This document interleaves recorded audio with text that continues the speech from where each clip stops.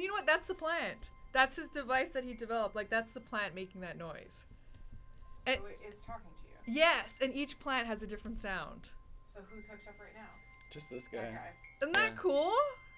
What happens with This little box. Yeah, I know, right? I want to hear the cactus. I know. My friend was like, bring the cactus. You have to. Okay. It has a lot to say. This is so cool. Thank you Incredible. so Oh my much, gosh. you guys, Okay. both of you, for all Okay. your help. Thank you so I much. just get him. Okay, good luck. Thanks. Thanks.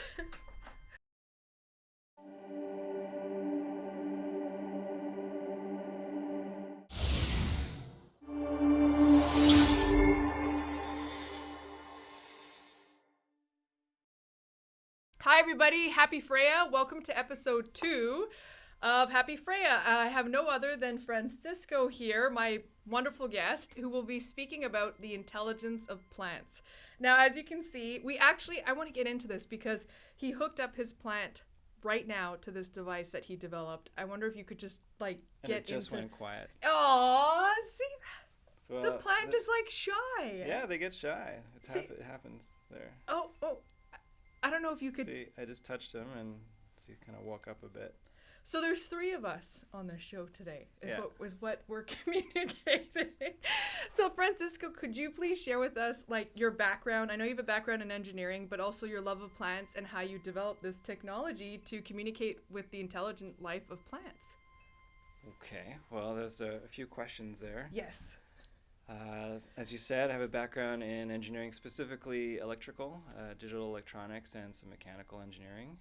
And my love for plants has always been there. But this story started for me when I spent some time living in a place called Damanhur in Italy, northern part of Italy, where they actually developed the technology. I can't say that I invented this. I've just taken it a few steps further.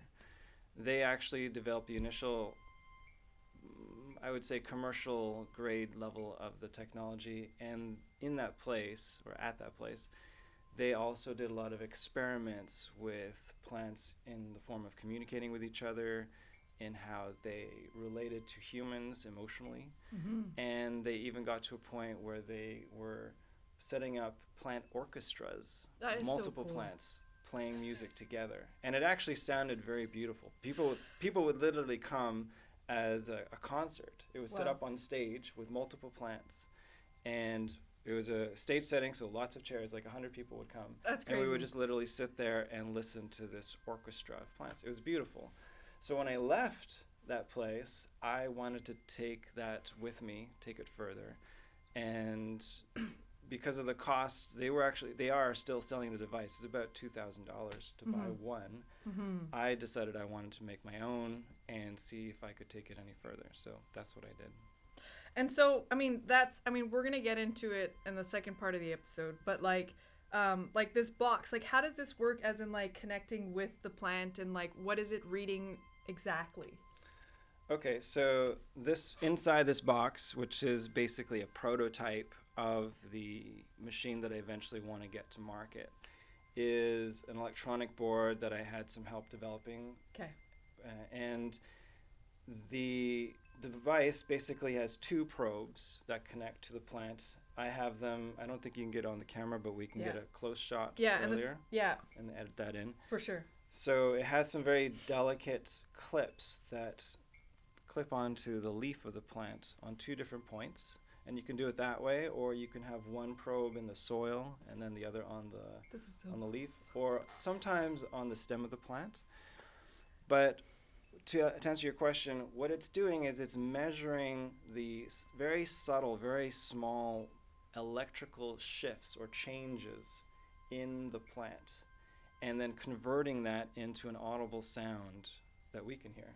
That's so cool. And it effectively, as I like to explain, it's giving the plant the opportunity to play a keyboard. That is so cool. That's it. So that sound that you might be able to hear, or we'll edit in later, is a sound that I specifically chose Okay. because it's a nice sound to hear. You could literally have it playing a violin, a piano, a trumpet. Oh, no way. So there's different outputs for like the instrument. Oh yeah. Oh, yeah. okay, cool. It's like letting it play a synthesizer. Okay. So what's more important than anything is understanding that the melody that you're hearing from the plant is the plant. Okay. It's like if you let a 5-year-old play on a keyboard. Yes. It really doesn't matter what instrument it's playing. It's really about the melodic, the melody, the different tones that it's shifting between. Okay. And so at that, like as you might be able to hear now, it actually has, I'm going to turn it up and see if the mic might be able to pick it up. It actually has this one in particular, which I love to listen to all the time at home. I love it too. It has so, a like, very so consistent rhythm. tempo. Yeah. Very. Like almost like a pattern. Like yeah. I get the unique expression of this plant. Right. You know? Exactly. Yeah. Because we were just talking and somebody was helping us with the audio equipment and we're like each plant has its own unique expression. That's right. And its own unique song. That's so right. and I think a lot of the viewers can relate to that because there are people like, you know, plants have different personalities. Like one of the audio equipment people here was like, oh, I really want to know what the cactus has to say because there's like some plants really scream at you. Oh yeah. And even at the beginning, we're like, as soon as we hit live, it was quiet, right? Like the shyness of a plant. Some of them, especially this one, tends to get shy in some cases because I've brought this one in front of 100 people or 50 people, 10 people, and it's moody. Okay.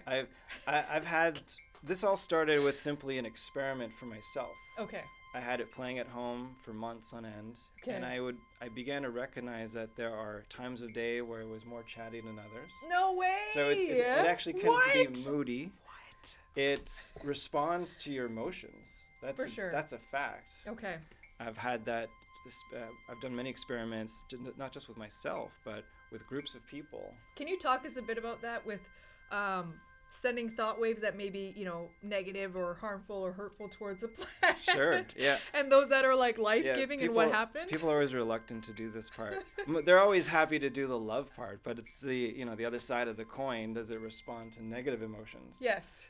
So I've done it myself, and I've done it with groups of people where 5 to 10 people would literally encircle a plant, and we'd listen to it, and we would give it loving words, living thoughts, and it would sound actually very similar to this, and sometimes a little more chimey. It would go diddling, diddling, and then as a fair experiment should go, we did the opposite, where we gave it some time sort of to settle down, didn't talk to it, and then started giving it negative emotions, saying, you're a bad plant, you're ugly, it's terrible. Terrible. Bad things about its mama, that kind of thing. And then the plant would start to create sort of low, ugly melodies out of it. Lower, just like bam, boom, boom. Or go silent. Some plants actually just go silent, and then you don't hear from it from like half an hour to an hour. Seriously. So, yeah, it's not always exactly predictable because I think they're individuals. So they take it differently. Yeah. They take the negativity differently. Different plants will take it differently. So you can't always predict exactly how they're going to behave, much like a cat or maybe a dog, unless it's a professional trained dog. But I would like to get to a point where I would have a lab, a room with 100 plants with 100 connections. And so at that point, we would be more scientifically, we would create a wider variable set, as it would be said in the scientific community. Okay. Yeah. So what do you mean by wider variable set? Well, if you have 100 of the same plants, okay, all experiencing the same input. Okay. Like, say you're just walking up and down the aisle of plants and saying, I love you. Okay. And then at the same time, like a few hours later, saying, you're evil. Then you would basically be collecting 100 different signals from different plants. Right. And the average would most likely be the most likely signal from all the plants. Do you think that like all cacti have like this have a general rhythm? Do you know what I mean? Versus like a snake plant versus, a nerve plant or whatever? Like is there... I believe so. Okay. I can't say for sure because I haven't had the... You want to test it? The privilege to test 100 cacti plants. Okay. But you could say it's the same thing with dogs or humans for that matter. Yes. There's that placebo test, and you need enough experiments or enough subjects to get an average, and you'll be able to say at the end of the experiment, okay, we know that on average, saying this to a plant or this temperature for the plant and so on will give us this result. Okay. Or give us this melody in this particular case. You know, I've heard isolated studies as well where they put plants behind, I want to say behind bars, but in a soundproof room kind of like this, Yeah. right? And, you know, they send thoughts to it and they read it off a lie detector, that Polygraph machine. Polygraph machine, Yeah. thank you. So they read it off of that and they measure that I guess that leads to the question of, do plants have thoughts and feelings?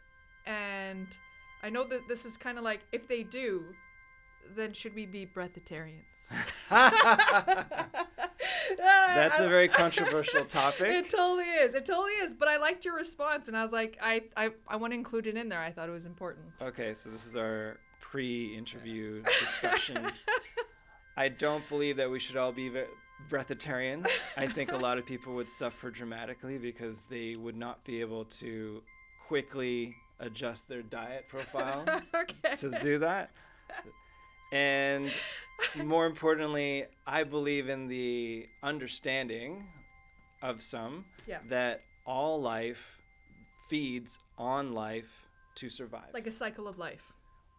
The animal kingdom knows that. Yeah, it's like not. the It is. instinctual It is kingdom. the cycle of life. Yeah. Yes. Yeah. So even if you go to plants down to the bacterial level, at the root level, the roots are actually consuming other microorganisms, digesting them and integrating them into their life structure. So even plants technically are carnivores. You don't get There you go. they're right down to the plant level. There's no being. It's like a Venus flytrap. It's like, we're just gonna take this and digest this. Well, if you get to the point where you realize that all life is intelligent, and life is eternal in a constant cycle, then there really is no death. There really is just a constant transition of energy and life from one to the other. Yes. So personally, I don't think that you can condemn somebody for consuming another life being, whether that's a plant or a chicken. But I do have a strong feeling for treating intelligent beings, whether they're plants Yeah, I love how you said that, the intelligence of plants. or animals, maliciously. Which is where I think treatment of plants. Yes. You want to talk about okay, that? yeah. So the treatment of animals and the treatment of plants and the intelligence behind it. I think that if we get to the point where we recognize plants are intelligent, and in my opinion and many others, it's been proven, then we can look at all life on Earth and recognize that all life deserves a certain amount of respect as far as its presence. So whether you're going to eat an animal or a plant, obviously not a cacti, but they deserve a certain amount of respect during their lifetime. So I personally, I do eat chicken, I eat fish, but I don't condone the torture or mistreatment of those creatures. Okay, yeah. So for the sake of the creatures and also for the respect towards myself, I don't want to be consuming an animal or a plant that's been tortured, whether through pesticides, herbicides, or other things. I mean, those things definitely torture them in certain ways as well. Yes. And the planet. And the planet, yeah. As a whole, because we're all connected. You know, it gets to that point where we're all one, which is a little bit cliche, but technically, if you understand, even at a scientific level, at a very simple, basic level, there's a circle. Yes. Then give some respect, whether it's a plant or meat. It's the same thing. Shout out. That was good. That was really good. So does that tie into, because you were sharing a bit about this before, about I mean, this is a passion project of yours, and just talk about like your intention, your reasoning why why you want to put this out to the world. Because I thought that was beautiful. Well, as you said, it started off as a passion project, just to have that, I would say, privilege almost to be able to listen to the plants in my space to see how this relationship that I've had with them is actually coming out, so that relationship is expressed in a way that I am more capable of interacting with. And I know that there are people out there that can literally connect with plants. I'm just not at that level yet. maybe that's you. I totally connect with them. But Okay. but go ahead. This is about you. So, as I've had this journey, this very personal journey with my plants, and sharing that with a bunch of other people over the last year now, I've come to the conclusion that this needs to be brought out to the public in a much bigger way, because I believe that there will be a point, a critical mass, where if enough people out there, either through the direct experience of these plants or by proxy, get to a point where they realize that all life, all plants are intelligent, then we won't have any other moral choice than to give them the respect they deserve. And that effectively means the entire planet. Yeah. It's a planet of intelligent life beings. Yes. It's a life force. So I think that when that happens, the behavior of humans will have to change. It'll be a moral dilemma within us to say, we need to change our behavior towards the forest, towards the Amazon, towards the ocean, towards the air that we live in. Yeah. And I think that will be, in my opinion, a point of raising consciousness, or a point where, you said it better actually, this will be a catalyst or a facilitator to raising human consciousness so that we'll be better people on a better earth. We were saying, yeah, I remember this because we were talking about part of raising your consciousness and awareness is also raising, being in a receptive mode that Tesla was saying, right? Like, my mind's only a receiver to information and knowledge. And when you are in that high vibratory state, as this plant is demonstrating, vibration and energy and consciousness, and, you know, some may debate that. Go read The Secret Life of Plants. Yeah, right? I mean, it's a fountain of knowledge. It's a great book by Peter. And vibration, then you're gonna send off a different signal, and you'll get different solutions to problems and challenges that this planet faces. So yeah, I mean, I love how when people will connect with this device and connect with their plants, something starts to change, because it's like, hey, there's, you know, a different sound, or you know, like with the snake plant, for example. I don't know if it's in the frame, but we're gonna talk about that in the second part of the episode. But you know, like when I come home, I say he, but he's super excited to see me, right? And he's like, where'd you go? Especially when I came back from Toronto.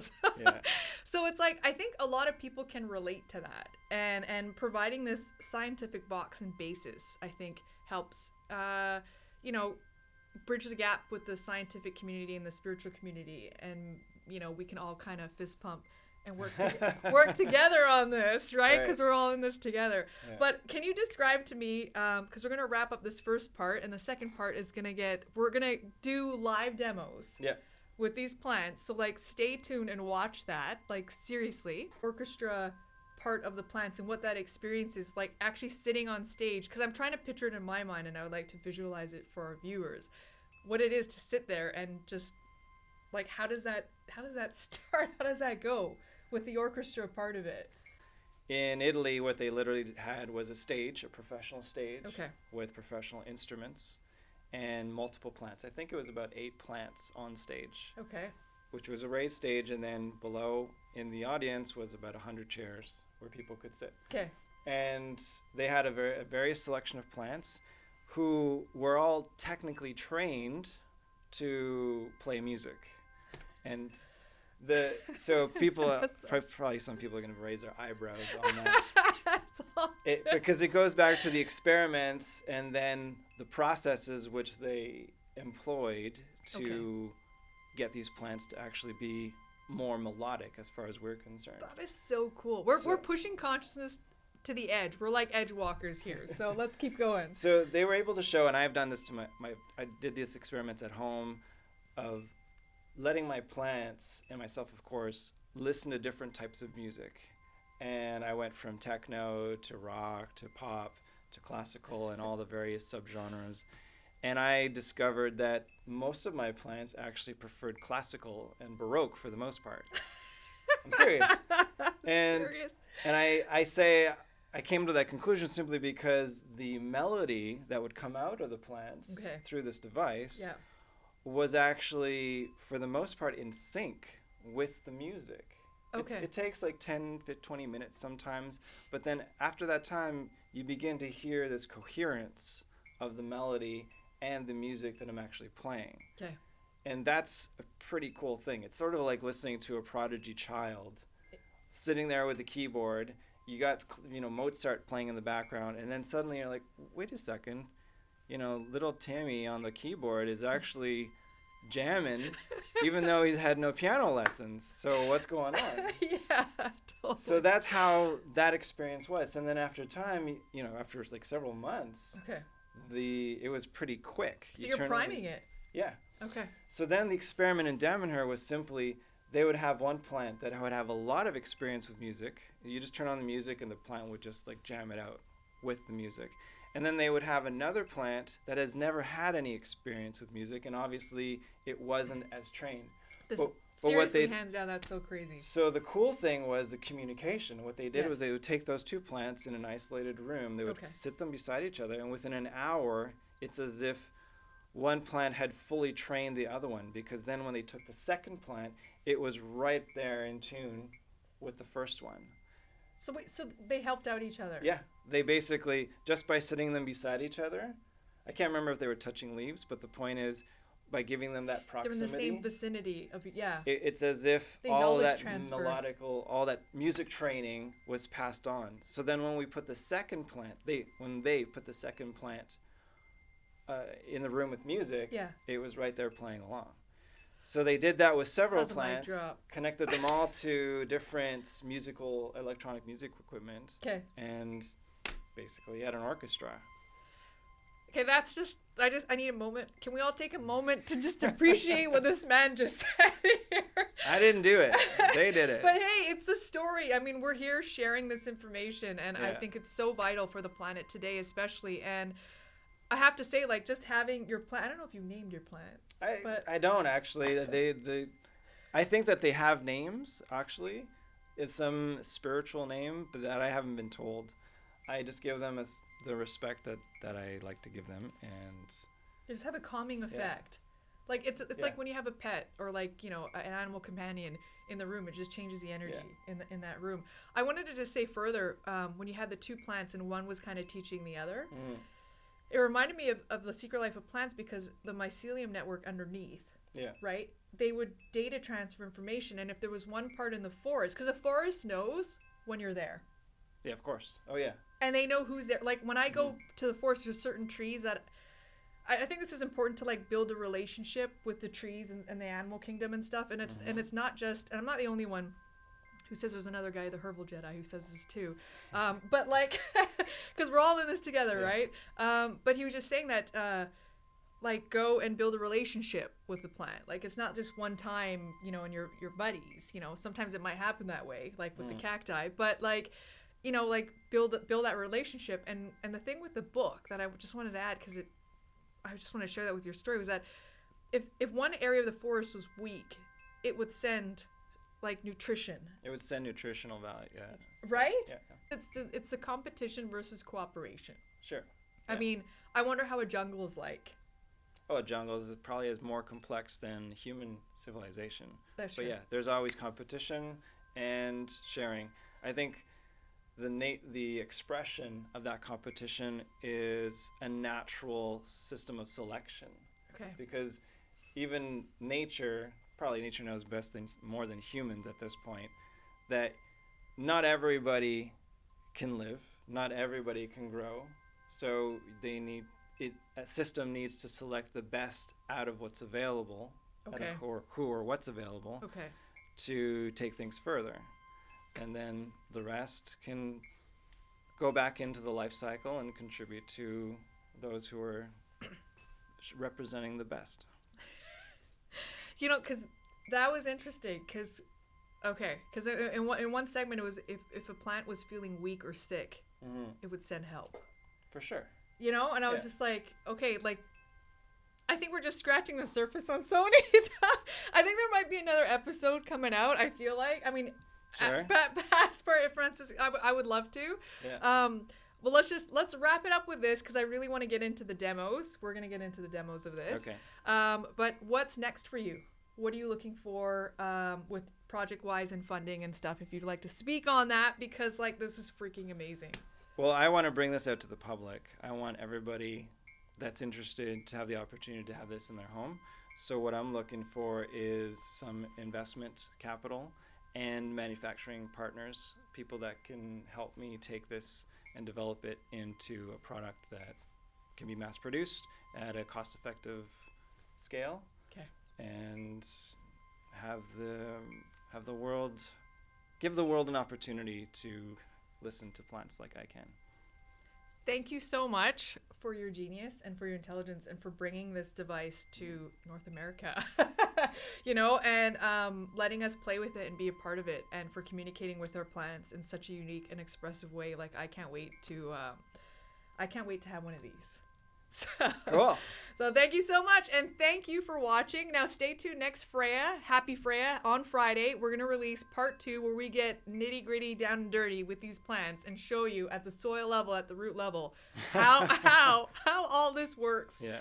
And we'll have like a little mini orchestra of our own here in Vancouver, BC. Love ya. Bye. Yeah.